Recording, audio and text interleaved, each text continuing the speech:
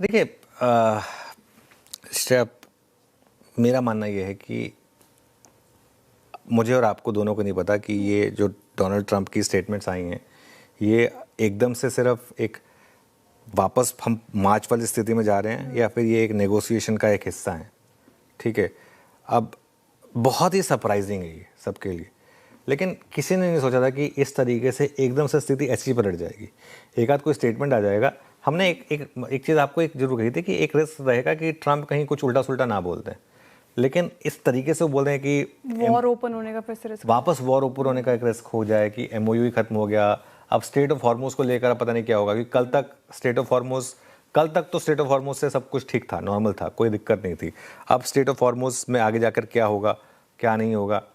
मेरे ख्याल से सबसे इंपॉर्टेंट रहेगा आपका इंडिया विक्स, वो आपको सबसे पहले एक इंपॉर्टेंट चीज़ बताएगा, क्योंकि इसका 200 डे मूविंग एवरेज था करीब 14.5 के करीब, है ना।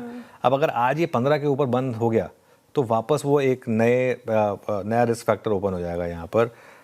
जो भी है मार्केट में इस समय एक दिक्कत तो है, और ऐसी दिक्कत में एक चीज़ जो आपको नहीं करनी है ना, वो ये है कि मुझे ही हीरो बनना है, मुझे ही बॉटम पकड़ना है। क्योंकि उसमें क्या हुआ होता है ना, आज अगर आपने फॉर एग्जांपल सुबह गैप डाउन के बाद हीरो बन के बाय किया होता, मार्केट ने आपकी धज्जियाँ उड़ा दी होती। आज रखिएगा एक बार जरा इंट्राडे, एक बार के लिए देखिए आप कहाँ हम पूरे दिन हम मोर और लेस 24,200 250 में ट्रेड कर रहे थे। अगर आपने सोचा हो कि 24,200 250 का मतलब नहीं टूट रहा है, मैं ले लेता हूँ 10 डेमा 20 डेमा बचा हुआ है, देखिए मार्केट ने एकदम से पिछले कुछ मिनटों में क्या किया। निफ्टी में करीब 400 पॉइंट की कैंडल बनी है, बैंक निफ्टी में करीब मेरे ख्याल से 1000 पॉइंट की कैंडल बन चुकी है। एक बार लेकर आइए बैंक निफ्टी का इंट्राडे, ये देखिए, और 56,800 का लो बन चुका है। जब ये न्यूज़ आई थी तब हम 57,600 57,700 पर थे, 57,700 पर थे, 57,700 10 डे में 57,780 का था, एक बार तोड़ा था, उसके बाद वापस उसको रिक्लेम किया था, 1000 पॉइंट गिर गए एकदम से। ठीक है, तो ये कोई ब्रेवरी थोड़ी ना है कि नहीं हमको सबसे पहले हमें ही लेना है।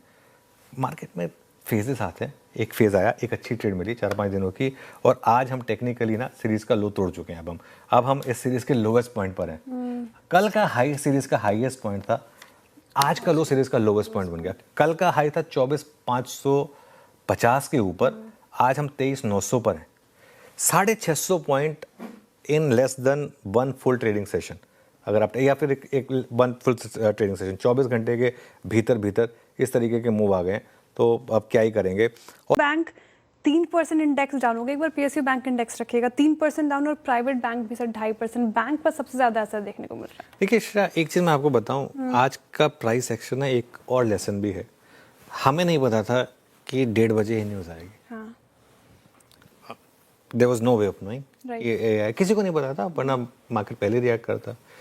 लेकिन इससे लेसन के क्या मिला है, अगर आपने एक थ्योरी फॉलो की है, वो थ्योरी क्या थी कि हायर हाइज हायर लोज बन रहे हैं मार्केट में, आप बने रहें, पिछले डे के लो को ट्रेलिंग स्टॉप लॉस बना के रखें। अगर वो किसी भी कारण से ट्रिगर हो गया तो उसको रिस्पेक्ट करें। जैसे आज सुबह अगर आपने वो बात समझ के 24,250 पे एग्जिट ली होती, कई लोगों ने इसलिए एग्जिट नहीं ली होगी ये सोचकर कि मैं 24,250 पे क्यों एग्जिट करूं, मैंने तो 24,500 देखा था स्क्रीन पर। वो हिस्ट्री है, वो नहीं कर पाए, आप नहीं कर पाए, उसको आप बदल नहीं सकते। लेकिन अगर स्क्रीन पे वो टूट गया स्टॉप लॉस तो उसको रिस्पेक्ट करें। जिन लोगों ने आज स्टॉप लॉस रिस्पेक्ट नहीं करा होगा वो आज काफ़ी रिग्रेट कर रहे होंगे। ठीक है, तो इसके लिए स्टॉप लॉस को रिस्पेक्ट करें, वो बहुत ज़रूरी है, क्योंकि आपको नहीं पता कि खबर कहाँ से आएगी, किस वजह से आएगी और कैसे आएगी, लेकिन इस तरीके से आएगा। बैंक निफ्टी देखिए, अब आप क्या किस तरीके से, मतलब आप इमेजिन करें, हम जब शो की स्टार्ट किए थे तब हम किन लेवल्स की बात कर रहे थे, अभी 56,600 बैंक निफ्टी पर, और कल का हाई कितना था 58,500, 58,500 आज 56,600, मतलब और थोड़ा सा गिर जाए तो 56, ऑलमोस्ट 2,000 पॉइंट की कैंडल बन गई। ये देखिए, ये बैंक निफ्टी की कैंडल है। दूसरा, मार्केट अपना आपको ना कुछ हिंट दे देता है। जैसे सबसे ज़्यादा क्या गिर रहा है, पीएसयू बैंक्स। पिछले 3-4 दिन से पीएसयू बैंक्स में हिंट थे, हाँ। लगातार बात हुई थी, आई थिंक वीरूर में भी लगातार बात कर रहे थे, हमने चैट जीपीटी में पिछले 3 दिन से रोज़ एक पीएसयू बैंक लिया नेगेटिव, इंडियन बैंक लिया, एक बार और लिया, आज हमने कैनरा बैंक लिया। ठीक है, तो ये एक और हिंट मिल रहा था आपको। तो क्लियरली जब इस तरीके के मूव्स आए तो थोड़ा सा मार्केट के मैसेज को पढ़ना और रिस्पेक्ट करना बहुत ज़रूरी होता है। भारतीय बाज़ारों में जिस प्रकार के हालात फ़िलहाल देखने को मिल रहे हैं, आने वाले दिनों में भी चीज़ें जो है बदलती हुई नज़र आ सकती हैं। देखिए, आज आपने देखा कि बाज़ार चल तो सही रहा था, लेकिन उसके बाद में हालात बिगड़ते हुए ही नज़र आए। 24,500 वही लेवल था जहां से बाज़ार ट्रिप हुआ, उसके बाद में सीधे 24,400 और 400 के स्तर भी टूटे, लेकिन क्लोजिंग जो है 400 के लगभग की होती हुई नज़र आई है। मतलब इंडियन मार्केट में फ्लैट टू क्लोजिंग कह सकते हैं। इतनी ज़्यादा बड़ी चिंता का विषय इंडियन मार्केट में है, लेकिन फिर भी जिस प्रकार से 4 दिनों की तेज़ी देखने को मिल रही थी, उस पे ब्रेक लगता हुआ आज नज़र आया है। कल का दिन काफ़ी इंपॉर्टेंट रहता हुआ नज़र आएगा, क्योंकि यदि एक बड़ा गैप अप होता है, बाज़ार 500 के ऊपर जाता है, तो वो रैली बाज़ार कंटिन्यू भी कर सकता है।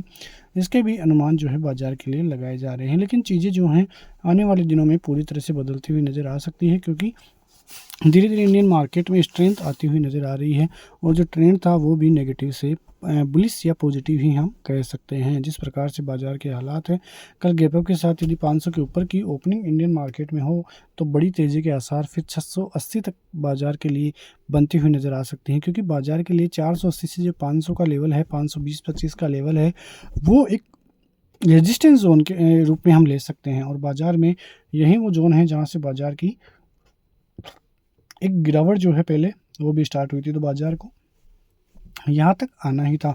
आने वाले दिनों में देखते हैं कि किस प्रकार से बाज़ार के लिए सपोर्ट जोन रहता है। 24,250 का बड़ा सपोर्ट जोन है, वो टूटेगा जब भी बाज़ार नेगेटिविटी की तरफ जाएगा, वरना इंडियन मार्केट की तरफ से काफ़ी अच्छी स्ट्रेंथ हम लेकर चल सकते हैं। बैंक निफ्टी जो कि 58,000 के ऊपर ही फिलहाल देखने को मिल रहा है, 58,500 पार होते ही 58,650-800 के लेवल आपको आसानी से देखने को मिल जाएंगे, और बाजार फिर 60,000 की रैली कंटिन्यू कर सकता है। सपोर्ट जोन 57,800 के बड़ी सपोर्ट जोन रहते हुए नज़र आ सकते हैं।